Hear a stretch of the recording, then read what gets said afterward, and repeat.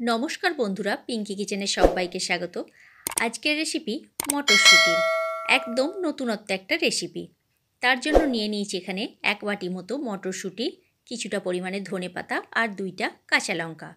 আর নিয়ে নিয়েছি পেঁয়াজ কুচো, 2টো বড় সাইজের পেঁয়াজকে আমি টুকরো করে রেখেছি, একটু আদা কুচি আর রসুনের কোয়া।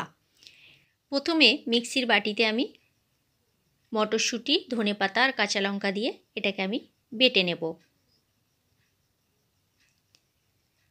জল কিন্তু দেয়া চলবে না, আর জল দিলেও খুবই সামান্য দিতে হবে। টাইট করে এটাকে কিন্তু বাটতে হবে, পাতলা বাটা চলবে না। দেখো পেস্টটা আমার তৈরি হয়ে গেছে। পেস্টটা আমি বাটির মধ্যে ঢেলেও নিয়েছি। এবারে এর মধ্যে দিয়ে দিচ্ছি একটু পেঁয়াজ কুচি, একটা ছোট সাইজের পেঁয়াজকে আমি কুচি করে রেখেছি, সেই পেঁয়াজ কুচিটা দিলাম। একটু মৌরি, 2 চামচ বেসন আর স্বাদ মতো নুন। সমস্ত উপকরণগুলো আমি এই মটরশুঁটি বাটার মধ্যে দিয়ে দিলাম। দিয়ে খুব ভালো করে হাত দিয়ে এবার এটাকে আমি মাখিয়ে নিচ্ছি। বেসনটা দেওয়ার একটাই কারণ, যাতে টাইট ভাবটা আরও হয়, সেই জন্য বেসনটা দিয়েছি। হাতে 1 চামচ মতো তেল দিয়ে মটরশুঁটি বাটাটার মধ্যে একটু মাখিয়ে নিলাম। আর একদিকে গ্যাসের মধ্যে আমি জল বসিয়ে দিয়েছিলাম। জলটা গরম হতে শুরু করে দিয়েছে। এবারে এই পর্যায়ে দিয়ে দিচ্ছি, দেখো 2টো মিডিয়াম সাইজের পেঁয়াজকে আমি ডুমো ডুমো করে কেটে রেখেছি, রসুন, লঙ্কা, আদা, টমেটো সমস্তটা আমি নিচেতে সিদ্ধ করতে দিলাম। আর ওপরের দিকে একটা ছিদ্রযুক্ত থালা নিয়ে নিয়েছি, থালাটার ওপরে আমি একটু তেল মাখিয়ে নিয়েছি। এবারে বড়া আকারে এগুলোকে আমি দিয়ে দিচ্ছি। বড়াগুলো আমি স্টিম করতে দেব 10 মিনিটের জন্য। দেখো ছোট ছোট করে বড়া আকারে সমস্তগুলো আমি কিন্তু দিয়ে দিয়েছি।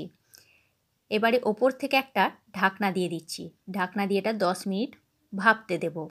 আর গ্যাসের ফ্লেমটা মিডিয়ামে রেখে দিচ্ছি। 10 মিনিট পর আমি ফিরে আসছি। 10 মিনিট পর ঢাকনাটা আমি খুলে দিলাম। এবারে থালাটাকে আমি ওপর থেকে তুলে নিচ্ছি, দিয়ে মটরশুঁটির বড়াগুলোকে ঠান্ডা হতে দেব।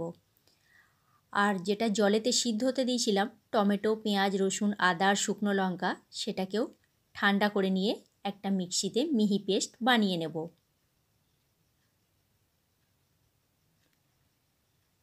ওই কড়াইটায় ধুয়ে আবারও আমি গ্যাসের ফ্লেমে বসিয়ে দিচ্ছি।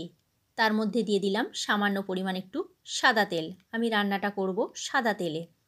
সাদা তেলের মধ্যে দিয়ে দিলাম ছোটো চামচের 1 চামচ গোটা জিরে আর সামান্য একটু হিং। হিং আর গোটা জিরেটা ভেজে নিয়ে দিয়ে দিচ্ছি মশলার পেস্টটা। যে পেস্টটা তৈরি করে রেখেছিলাম সেই পেস্টটার মধ্যে দিয়ে দিলাম। দিয়ে দিয়েছি 1/2 চামচ মতো হলুদ গুঁড়ো, 1/2 চামচ ধনে গুঁড়ো। দিয়ে মশলাকে খুব ভালো করে কষিয়ে নিতে হবে। দেখো মশলা খুব ভালোভাবে কষানো হয়ে গেছে, মশলার গা থেকে তেল ছাড়তে শুরু করে দিয়েছে। এবারে এই পর্যায়ে দিয়ে দিচ্ছি 1 চামচ মতো গোটা গোলমরিচকে আমি গুঁড়ো করে রেখেছিলাম, সেই গোলমরিচের গুঁড়োটা দিয়ে দিলাম। আর দিয়ে দিয়েছি স্বাদ মতো নুন আর সামান্য পরিমাণ একটু চিনি, স্বাদটা ব্যালেন্স হওয়ার জন্য। মশলা খুব ভালো করে কিন্তু কষিয়ে নিতে হবে একটু সময় ধরে। মশলার কালারটা কত সুন্দর এসেছে দেখছো বন্ধুরা, আর খেতে এটা অসাধারণ লাগে। রুটি কিংবা ভাতের সাথে দুর্দান্ত খেতে লাগে। দেখো মশলা ভালোভাবে কষানো হয়ে গেছে। এবারে এই পর্যায়ে দিয়ে দিচ্ছি আমি জল। আমি এখানে বাটি ধোয়া জলটাই দিয়ে দিলাম, আর একটু সামান্য পরিমাণে জল দিয়ে দিচ্ছি। দিয়ে গ্যাসের ফ্লেমটা লো করে দিয়ে বড়াগুলো এক এক করে আমি দিয়ে দিচ্ছি।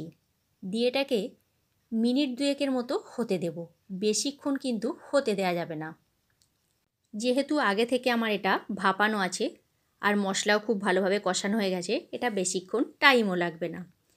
রেসিপিটা ভালো লাগলে লাইক, কমেন্ট, শেয়ার করো। আর আমার চ্যানেলে নতুন বন্ধু হয়ে থাকলে আমার চ্যানেলটা সাবস্ক্রাইব করার অনুরোধ রইল। ফেসবুক পেজ থেকে দেখে থাকলে আমার পেজটি ফলো করে নিও। দিয়ে দিচ্ছি ওপর থেকে 1/2 চামচ মতো একটু কসুরি মেথি। দিয়ে আবারও খুন্তিতে করে একটু নাড়াচাড়া করে দিলাম। হালকা হাতে নাড়াচাড়া করতে হবে, তাড়াহুড়ো করা চলবে না, তাহলে বড়াগুলো ভেঙে যেতে পারে।